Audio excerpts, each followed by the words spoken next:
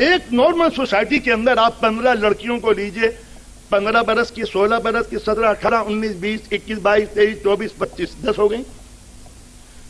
15 برس کی لڑکی شادی کر دیں، ارے ہاں ٹھیک ہے، 16 کی وہ شادی کر دی، 17 کی شادی، 18 کی شادی، 19، 20، 21، 22، 23، 24، 25، ہاں شادی کو تو کوئی پریشانی کی بات نہیں، اچھا جلدی نمٹا دو۔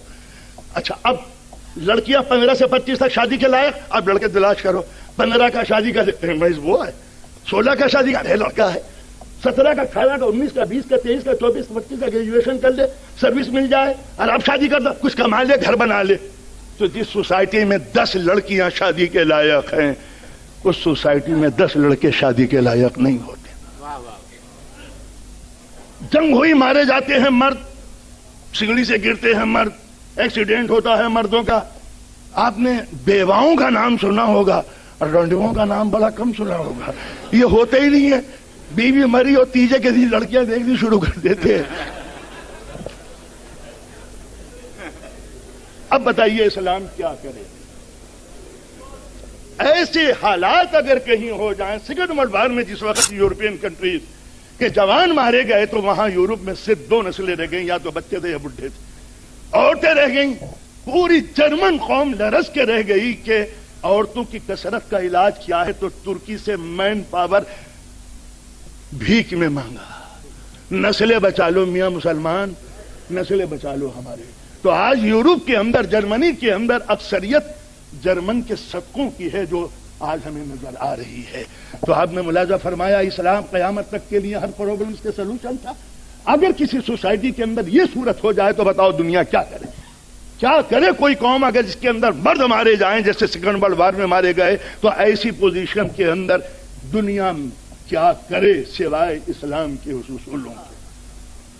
ہے کوئی راستہ؟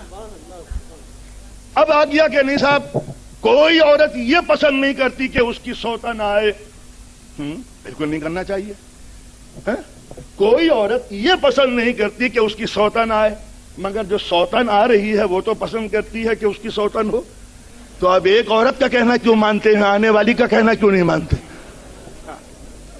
چلیے دوسری بات یہ کہ آپ نے اسلام کو پہلے سمجھ میں لیے، پہلے یہ بتائیے کہ اسلام کے اندر نکاح کون کرتا ہے، مرد یا عورت؟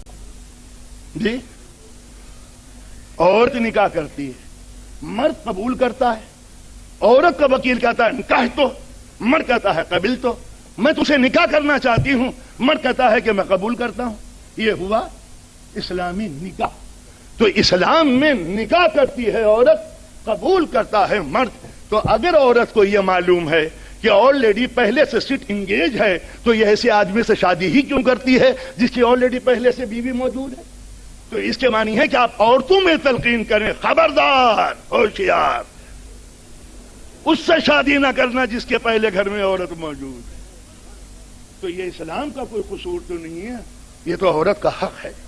تو لہذا جس کو آپ نے غلط سمجھا، کہا کہ یہ ظلم ہے کہ مرد طلاق دے، کہا آپ نے پھر اسلام کو نہیں سمجھا۔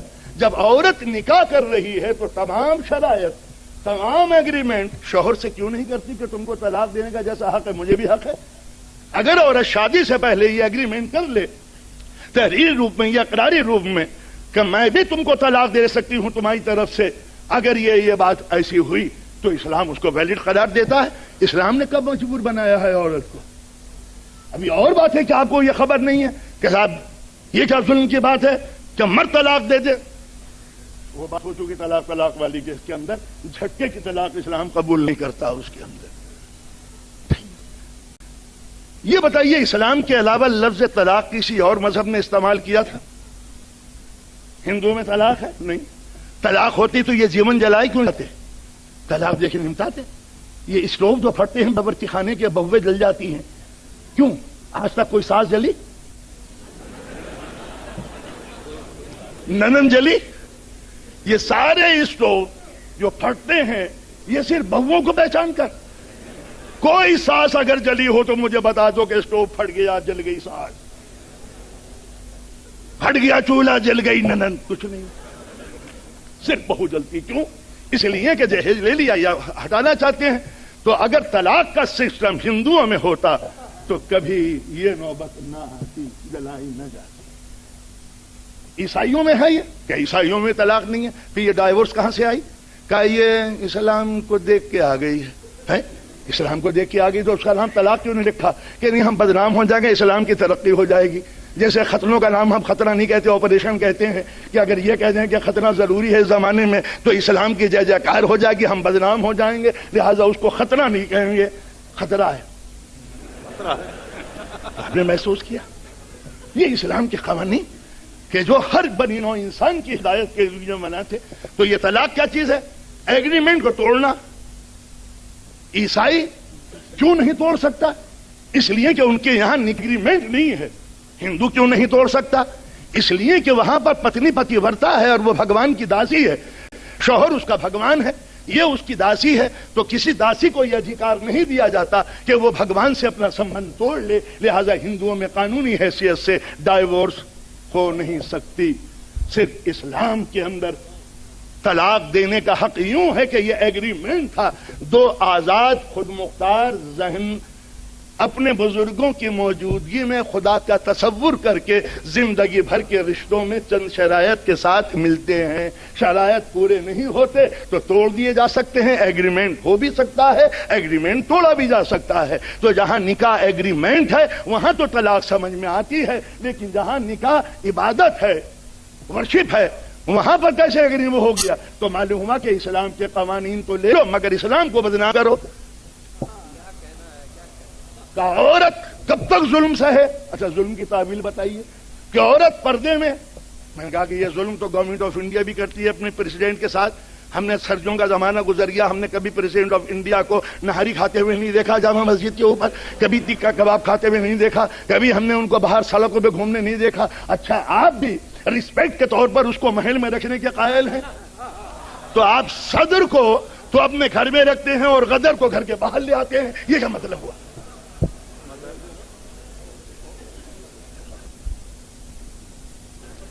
ایک اور کلچر چلا ہے، خدا رحم کرے، پیٹ کھولنے کا کلچر. ٹونڈی میں بندہ،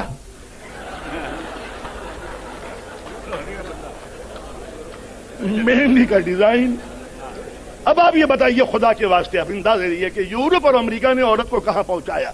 جو ٹونڈی کے اوپر مہندی لگا کے چلے گی وہ لباس کیوں پہنے گی؟ اور جب عورت بے لباس ہو جائے گی تو مرد بے لباس کیوں نہیں ہوتا؟ تو مرد کہلاتا ہے کلچر جب وہ لباس پہنے. ٹائی اگر نہ پہنے اور آفس میں پہنچ جائے تو توہین. لباس مینٹلٹی کریٹ کرتا ہے، لباس کا تقاضا ہے منصب کو یاد دلانا. ٹریفک پولیس کا لباس اور ملٹری کا اور ایئر لائن والوں کا اور نیوی والوں کا اور فائر بریگیڈ والوں کا اور. تو اگر لباس ڈگنیٹی الگ الگ ذمہ داری بتاتا ہے تو عورت کا بھی ایک لباس ہے جس کی ذمہ داری ہے، کچھ ایک عزت و وقار کا نام پردہ ہے. یہ عذاب نہیں ہے، وقار ہے. اس لیے کہ ہماری تہذیب بتاتی ہے کہ جو زیادہ مہذب ہو اسے لباس پہنا دو، اور اسلام کا وقار یہی ہے کہ جو معزز ہے اس کو لباس پہنایا جاتا ہے، چاہے وہ کعبے کی دیواریں ہوں یا قرآن کے اوراق ہوں.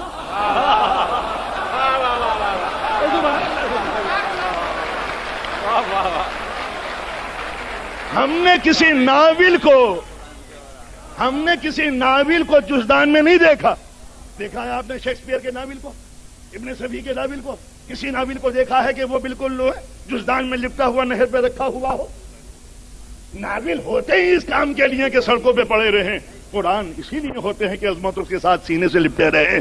تو تم عورت کو ناول بناتا ہو، ہم کتاب حیات بنانا چاہتے ہیں.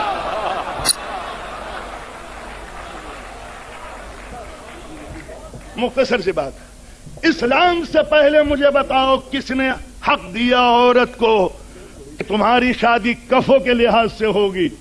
پہلی آواز دنیا میں کہ کسی باپ کو یہ حق حاصل نہیں کہ اپنے رشتوں کی پچ میں وہ اپنے بھتیجے سے بھانجے سے شادی کر دے. لڑکی کی اپنی اسٹیٹس دیکھو، وقار دیکھو، حیثیت دیکھو.